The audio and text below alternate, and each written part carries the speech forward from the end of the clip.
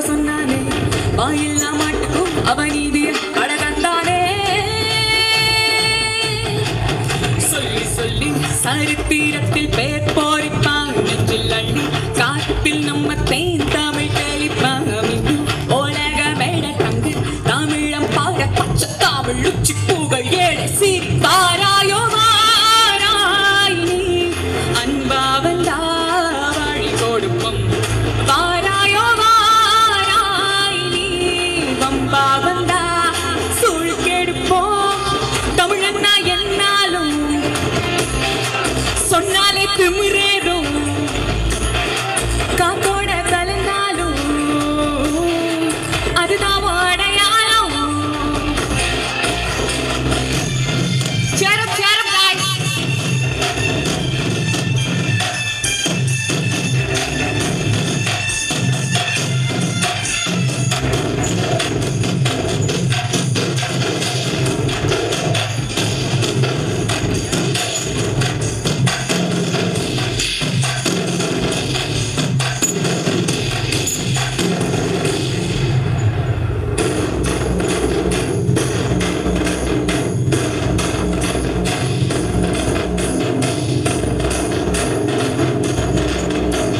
உட்காந்துருக்கீங்க, கை தட்டுங்க, என்ஜாய் பண்ணுங்க. உங்களுக்காக தான் ப்ரோக்ராம். ப்ளீஸ் பேரண்ட்ஸ் கோஆபரேட் பண்ணுங்க ப்ளீஸ்.